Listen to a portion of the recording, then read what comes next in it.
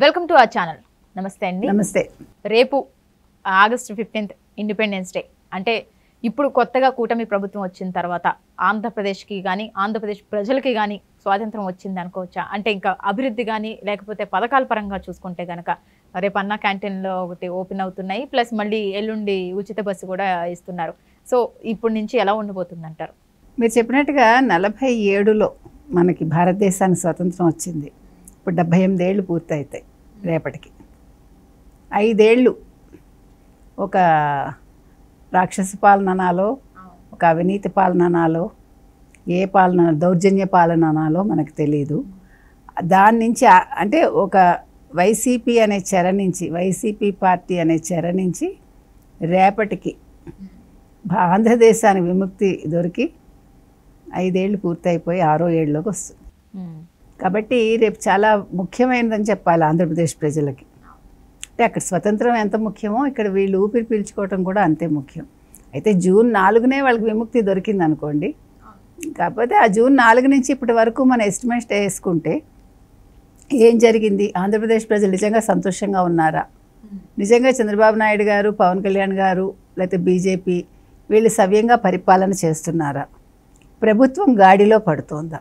అసలు ఆంధ్రప్రదేశ్లో ఏం జరుగుతోంది అని చూస్తే జూన్ 4 వచ్చాక, జూన్ 12 ప్రమాణ స్వీకారం చేశాక, జూలై 1కి వాళ్ళు మాట ఇచ్చినట్టుగా 4000 పెన్షను, 3 నెలల బకాయి 3000 కలిపి 7000 ఇచ్చేశారు. మొట్టమొదట చెప్పింది చేశారు. తర్వాత ప్రభుత్వ ఉద్యోగులకి జీతాలు పడ్డాయి. ఆ తర్వాత చూసుకుంటే 1 by 1 చేస్తూ వస్తున్నారు. రైతులకి 1650 కోట్లు రుణమాఫీ చేశారు. ఎందుకంటే గత ప్రభుత్వం చేయకుండా వదిలేసింది. 1000 కోట్లు ఒకసారి, నిన్న 650 కోట్లు, 700 కోట్లు ఒకసారి ప్రభుత్వం విడుదల చేసింది. ఇవి కాకుండా ప్రజలకి డొక్కా సీతమ్మ మధ్యాహ్న భోజన పథకం ప్రారంభమైంది పాఠశాలల్లో.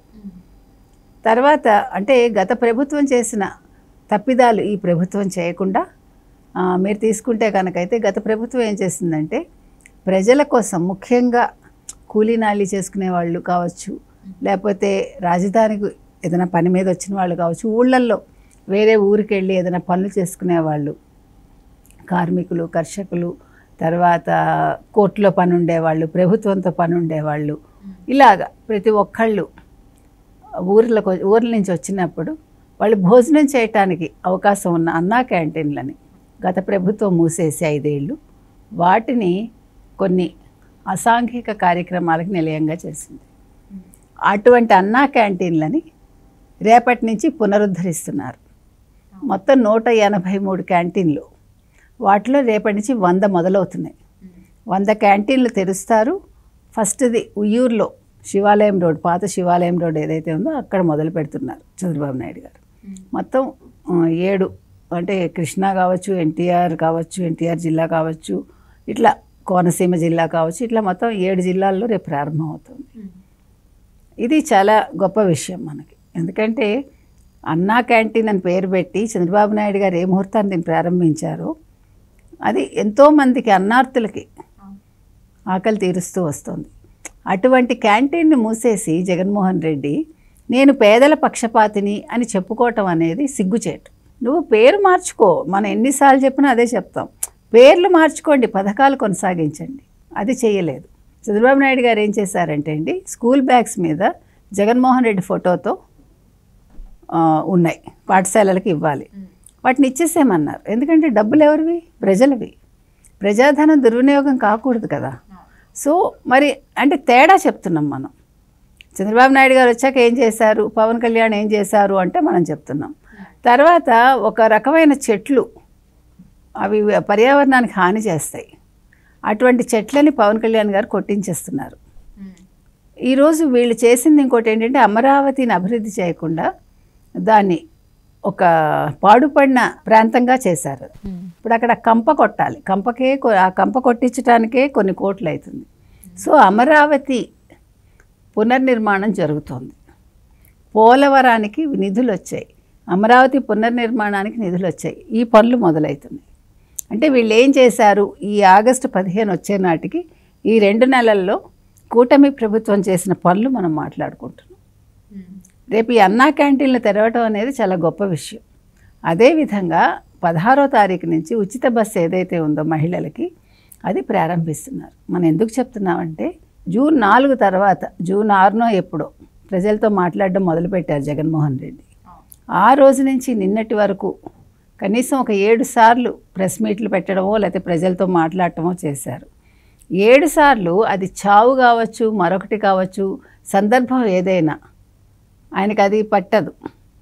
ఏ సందర్భం అయినా ఆయన ఒకటే మాట్లాడతారు. టీడీపీని విమర్శించడం, చంద్రబాబు నాయుడిని తిట్టడం, పథకాలు అమలు చేయలేదండం, సూపర్ 6 అమలు చేయలేదండం, ఇదే వైసీపీ ప్రభుత్వం ఉండుంటే, ఇదే మీ జగన్మోహన్ రెడ్డి ముఖ్యమంత్రిగా ఉండుంటే ఈ పార్టీకి అమ్మఒడి అమలయ్యేది, ఇలా మొదలు పెడతాడు.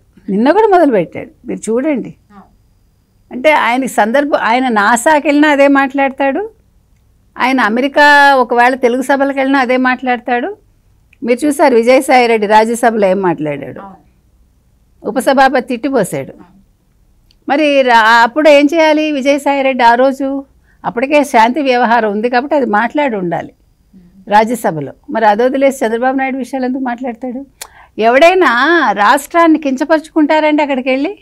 మీరు చేసిన తప్పిదాలను ఆయన మీదకి రుద్ది వచ్చి ఇంకా నెల కాలేదు, నువ్వు రాజ్యసభలో మాట్లాడావంటే నువ్వు తెలుగువాడిని చెప్పుకోక. అసలు తెలుగు వాళ్ళు వెళ్ళి తెలుగు వాళ్ళ పరువు లోక్సభలో రాజ్యసభలో తీసుకుంటారండి? విజయసాయిరెడ్డి చేసింది అది. జగన్మోహన్ రెడ్డి అదే చేస్తాడు. ఎక్కడ మాట్లాడుతున్నామని ఉండదు. ఇప్పుడు వెళ్ళి రచ్చకెక్కాడు కదా, ఇంట గెలవకుండా రచ్చ గెలవాలనుకున్నాడు. ఇక్కడ ఇంట గెలవలేదు, ఎన్నికల్లో ఓడిపోయాడు. రాజధానికి వెళ్ళి రచ్చకెక్కి చంద్రబాబు నాయుడు హయాంలో 31 మందిని చంపేశారు, 36 మందిని అంటాడు, వివరాలు ఇవ్వడు. అక్కడికి వెళ్ళి గొడవ చేస్తాడు. అంటే నువ్వు తెలుగు వాళ్ళ పరువు తీయదలుచుకున్నావా? నీకు 5 ఏళ్ళు ముఖ్యమంత్రిని చేసినందుకు నువ్వేం చేశావు? నువ్వు ప్రజలకు ఏమి ఇచ్చావు? నీ బట్టలు పక్కన పెట్టు, నీ పథకాలు పక్కన పెట్టు, అదర్వైజ్ నువ్వేం చేసావు? రోడ్లు వేసావా? రాష్ట్రాన్ని బాగు చేసావా? ఒక రాజధాని నిర్మించావా? హోదా తీసుకొచ్చావా? మద్యపాన నిషేధం చేసావా? ఏం చేసావు? ఏమీ చేయలే. అందుకని ఇప్పుడు వీటన్నింటికి చెక్ చెప్తూ, అంటే జగన్మోహన్ రెడ్డి పాలనకి భిన్నంగా చంద్రబాబు నాయుడు గారి విజన్ ఏదైతే ఉందో, చంద్రబాబు నాయుడు గారి అనుభవం ఏదైతే ఉందో, ఆ అనుభవంతో ఆయన 60 రోజుల్లో ఇన్ని చేశారు. వేరే జగన్మోహన్ రెడ్డి పదవిలోకి వచ్చాక 2019లో సుమారు 8 నెలలు తీసుకున్నాడు ఆయన పథకాల అమలుకి. ఎందుకంటే అక్కడ అనుభవం లేదు ఆయనకి. ఇక్కడ పవన్ కళ్యాణ్ గారు చెప్పినట్టు అనుభవం ఉన్న నేత ఎవరంటే చంద్రబాబు నాయుడు. కాబట్టి ఇవాళ చంద్రబాబు నాయుడు గారి హయాంలో ఆయన ముఖ్యమంత్రిగా ఉండగా కూటమి ప్రభుత్వం పథకాలు అమలు చేస్తోంది, సూపర్ 6 అమలు చేస్తుంది. నిన్న కూడా ఆయన అడిగాడు సూపర్ 6 అమలు చేయరా అని. ఎప్పుడు చేయాలో వాళ్ళకి తెలుసు. మీరు కంగారు పడకండి, మీరు కళ్ళు మూసుకుని నిద్రపోండి. మీరు కళ్ళు తెచ్చేసరికి 29 వస్తుంది, అప్పుడు మాట్లాడదు. అప్పుడు ఏమేమి అభివృద్ధి జరిగింది, ఏం జరగలేదని అప్పుడు క్వశ్చన్ చేయాలి. అంటే ఇప్పుడు ప్రస్తుతానికి అయితే ఇండిపెండెన్స్ డే నుంచి ఇప్పుడు తెలుగుదేశం ఏం చేయబోతుంది, ఏం చేసింది ఇప్పటి వరకు అనేది మాట్లాడుకున్నాం. ఇక్కడి నుంచి ఇంకా వైసీపీ పరిస్థితి ఏంటంటారు? వైసీపీ పరిస్థితి ఏం లేదు. నిన్న కూడా వాళ్ళ నేత చెప్పాడు కదండి, వైసీపీ వాళ్ళకి మీరు కళ్ళు మూసుకొని తెరవండి, 5 ఏళ్ళు అయిపోతుంది అన్నాడు. ఇప్పుడు ఈ కళ్ళు మూసుకొని తెరవట్లేదు, వాళ్ళు కలలుగా అంటున్నారు. అందుకే 29లో మళ్ళా నేనే ముఖ్యమంత్రిని, 29లో వైసీపీ వస్తుందని ఆయన అంటే అదే కలలు మిగతా వాళ్ళు కూడా కంటున్నారు. వైసీపీ నాయకులు కూడా, వాళ్ళు కూడా అదే దాంట్లో ఉన్నారు. మేము వచ్చేస్తాము, మళ్ళీ మాదే ప్రభుత్వం అనుకుని వాళ్ళు నిద్రపోతున్నారు. కాబట్టి చక్కగా నిద్రపోనివ్వండి. ఈలోగా జరగాల్సిన అభివృద్ధి అంతా జరుగుతుంది. వాళ్ళు కళ్ళు తెరిచి చూసేసరికి అభివృద్ధి ఉంటుంది కదా, అప్పుడు ఏం మాట్లాడతారు? అప్పుడు ప్రజలు, కానీ వీళ్ళ పార్టీ ఉంటుందా? వీళ్ళ పార్టీ ఈలోగానే నిద్రలో అది కొట్టుకుపోతుంది అంతే. Okay, thank you.